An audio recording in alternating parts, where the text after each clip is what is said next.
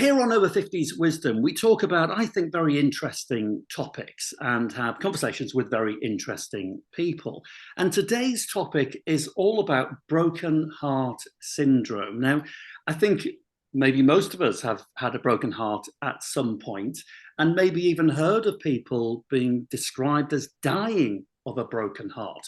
And this has been the case actually for thousands of years. But did you know it's actually factually correct? You can die of a broken heart. And today with me is Gaynor Lloyd. She knows all about this syndrome and she's going to tell us about it and share her experiences with it. Gaynor, it is an emotional, fascinating topic.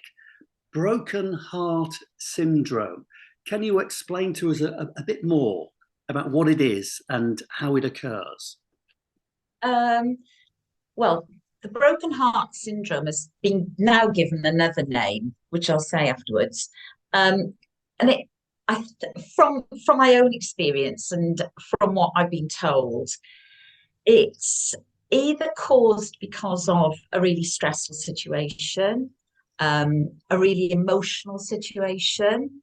It can be it can happen in a shock situation. And what happens is basically the heart, I think the left ventricle of the heart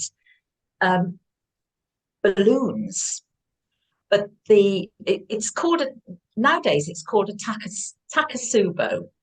A Takotsubo. And that's Is that Takotsubo?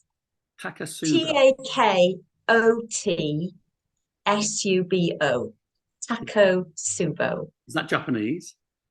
It is Japanese, yes. And it was only given that name, I think, about the late 90s.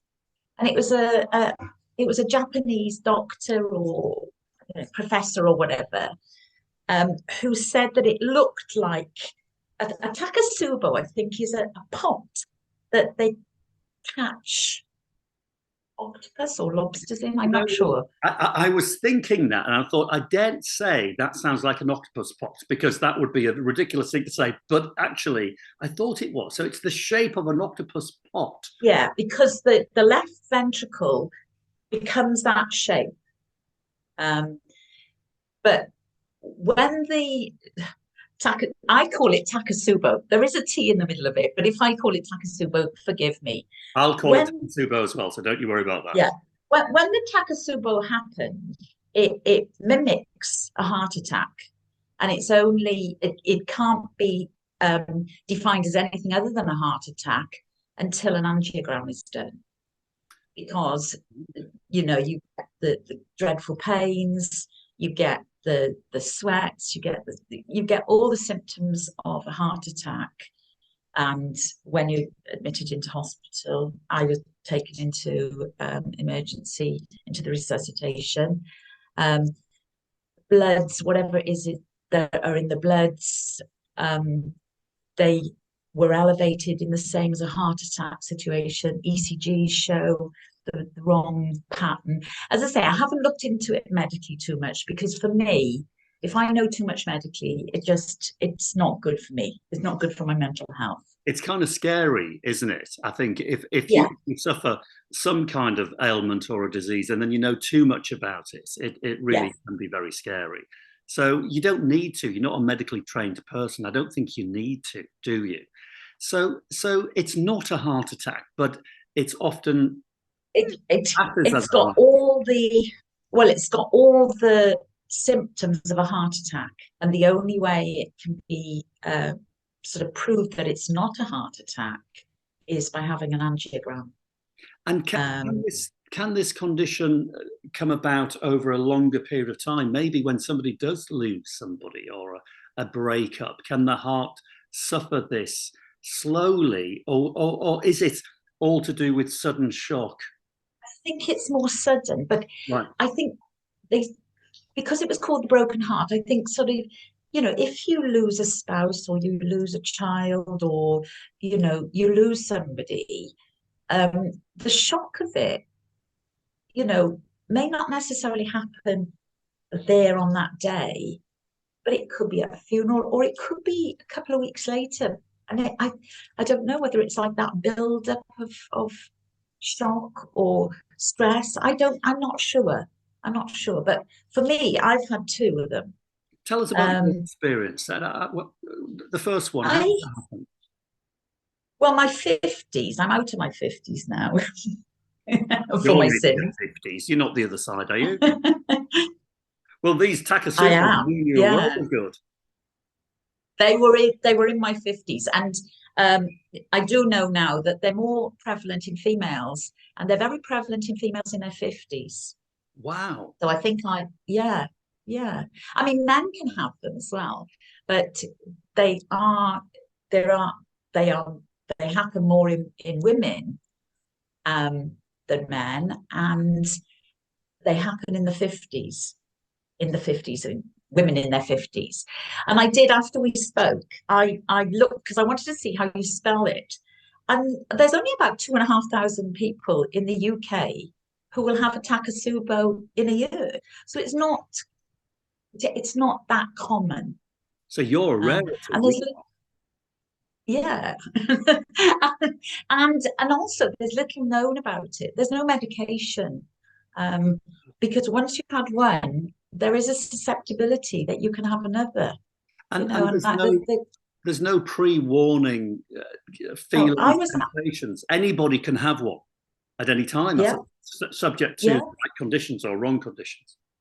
yeah. I mean, my first one, I was taking a meeting. I was hosting a meeting, and it was quite a stressful meeting. But it was right towards the end of it, and I suddenly had this horrendous pain in my chest to the point that I closed the meeting, and I was holding my chest area. Anyhow, I left the meeting and went with my partner to my son's local takeaway cafe. Um, and I felt really ill. And my partner was saying to me, "Are you all right?" I said, I feel like rubbish. And he said, "Well, I think you need to go to the doctors, Gaynor." I said, "Well, I'm not going to the doctors. I don't like doctors and I don't like hospitals." Anyhow, I get into my son's. My son said, "Do you want anything to eat, Mum?" And I said, "No, but I'll have a glass of water." He said, "Mum, you look dreadful." I said, "Oh, I feel really rubbish." Um, and with that, I suddenly felt very sick. I'm never sick, and I was experiencing these horrible pains. And looking back on it, because I tried to block things out, I felt like I'd swallowed an egg with its shell on, and that egg was stuck here. And I went outside of Trevian, and although I felt very sick, I wasn't sick. I came back in, and in the meantime, my partner had run 999. Paramedics came, took me into the kitchen of Trevian, and within, I don't know, 5 minutes, I was in an ambulance and I was on my way to hospital. And it was there that, they did blood tests. In the ambulance, they put whatever it is under the tongue, like a spray, and that relieved some of the pain. I mean, I still didn't know what was happening. But yeah, it all came out of taking a meeting, a stressful meeting. Sorry. When you were in the hospital and when you effectively woke up in a bed and the doctors were talking to you, what did they say that you'd suffered? Did they say that they thought you'd suffered a heart attack or a Takotsubo? Yeah. Well, I never passed out or anything like that. I mean, by the time I got to the hospital, because I'd had this, I can't remember the spray that they put, and but I was hungry then. I wanted my sandwiches because the pain had gone away. They took blood tests, did an ECG, and then the doctor came to me, and it was probably about, I don't know, 2 hours later. Excuse me. And I sort of said, "Well, can I go home now?" He said, "Well, no, we've got to keep you in because you've had a heart attack." I said, "Well, I've had a heart attack." He said, "Well, yes." I said, "Well, how do you know that?" He said, "Well, your blood tests and the ECG." Well, and I was dumbfounded because at that stage then, the pain had subsided and I felt okay. They put me onto medication, and I think I had the angiogram probably the following day, I think it was, or maybe 2 days later. Because the only way, because up until the time you have the angiogram, they have to treat it as a heart attack, and whatever is in the blood, like is it? I'm not sure of whatever is in the blood that shows that heart attack has happened, but whatever this is, mine was highly elevated, the same as in a heart attack. So when you had the When, angiogram, was it then that they discovered that the shape of the heart was different to what they yes, might expect with a heart attack? And is that when they gave it the title of Takotsubo? Takotsubo. Yeah, yeah. Well, I think um, the ECG, and I'm not sure whether I'd had a scan as well. The angiogram in a Takotsubo, there's no blockage of the arteries. The blood goes round fine and everything. It's just this left ventricle becomes ballooned. And that's the telltale that it's a Yeah, Takotsubo. Right. So Takotsubo. when Yeah. they said to you then, you haven't had a heart attack, you've had a Takotsubo, we used to call it broken heart syndrome. Yeah. What are you thinking at this point, and what do they say they can do for you? Well, when they told me it was a Takotsubo, I didn't have a clue. And my partner looked it up and he said it was the old broken heart. And obviously I'd heard of the broken heart. They put me on to, I think it was blood thinners. They put me on beta blockers. They put me on something else as well. I can't remember what it was. All of which were horrendous. I mean, the beta blockers just, they didn't do anything for me and I stopped it. And then I think for a 6 weeks period, I went back to the hospital quite a bit. I stayed in for maybe 3-4 nights. And then I had to keep going back to see the cardiology department to have further ECGs. Because in a Takotsubo, it repairs. There is no, it's sort of, I assume it deflates. So there's no lasting side effects, generally speaking, as opposed to my brother recently had a heart attack and he's fine. I say fine, yeah, but it's scarred. The heart has been damaged. So with a Takotsubo, are you saying that the heart is not necessarily damaged? There must be some sort of damage there, but it's not as dramatic a damage as there is in a heart attack. I'm not a medical person, so I'm not sure. There may well be. I mean, I'm just glad to be alive. You know what I mean? Well, this is good, and this is the point I want to get at, because you had another one sometime later, similar. Well, not a similar circumstance. I think was it true that you were attacked? I was attacked. Yeah, broad daylight. We were actually on a walking history tour. It was in the middle of broad daylight, late afternoon, sunny. Yeah, and he wasn't wanting to particularly attack me, but it was somebody who, I don't know, was high on drugs or whatever it was. So it was a threatening situation which triggered a very second Takotsubo. Yeah. Right. Okay. So what do you do now? Because this might indicate that you're susceptible to these things. How has your life changed since having a Takotsubo or two? Yeah, I try to. Obviously, I don't react well to stress. So I try not to put myself into stressful situations if I can help it. I mean, sometimes we can't help being in stressful situations. But I think my children would always say, Mum, you've always got bloody rose-tinted glasses on. That's not a bad thing, is it? No. And I mean, I know you have to be realistic about life. But I mean, the last couple of years have been very, very difficult. But there's nothing you can really do about it. And there is always light at the end of the tunnel. That tunnel might be sometimes much longer than others, it might be much darker.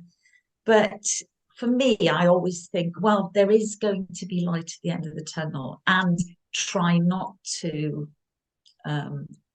stress myself over things that I really can't control, you know, And do you think that's because the it's not going to do me any good. No, well, the old Stoics would say that when you're in a situation where it does feel stressful, you've got a problem, you've got to ask yourself whether you can do something about it. And if you can, then do something about it. If you can't do anything about it, then don't worry about it. And I think there's a great skill in living like that. It's very difficult, but I think we do get stressed out over things that we have no control over. And I think, do you agree now, after these 2 episodes, that things that you can't control, do you try and let go? Yeah, definitely. Or I remove myself from the situation, because if I know it's going to be, you know, stressful or uncomfortable or whatever, I try to remove myself from it. On a slightly different side of it, my grandson, I was in the toilet one day. I came out of the toilet and he was behind the door and he jumped out and went boo. And just that sudden. And I said, Eric, I said, please. I said, Gigi doesn't react well to that sudden. And I don't. No. It was like as if, I don't know. Yeah, because it doesn't always, with a Takotsubo, it doesn't always have to be a bad situation. It could be like a birthday situation where somebody has a surprise birthday, they walk into a room that's full of people, they're not expecting it, and the surprise shock can bring on a Takotsubo. So it isn't always. But isn't it fascinating that the connection between the brain and the heart, how emotional signals from the brain can affect the heart and quite literally kill you if that emotional signal is not a particularly good one. It's nature's bad wiring in a way, isn't it? But I think it seems to me that it has changed your life, Gaynor. I think, has it? Yeah.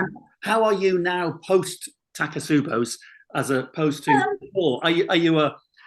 You look very happy. Do you? I am. I would say it's probably made me even more of a positive person. Good. Because I think positivity is the best thing for your health. Because as you say, our brains have so much control over everything. They're actually our own worst enemy, our own brains. Is like an enemy within, and controlling your brain is terribly difficult. But very difficult. I think to end on that positivity, try and see the positive things and keep away from those stressful environments and tell grandchildren not to go boo. Yeah. Gaynor, what a fascinating insight into a fascinating subject. Thank you very much for joining me on Over 50s Wisdom. Thank you for asking me, David. Thank you.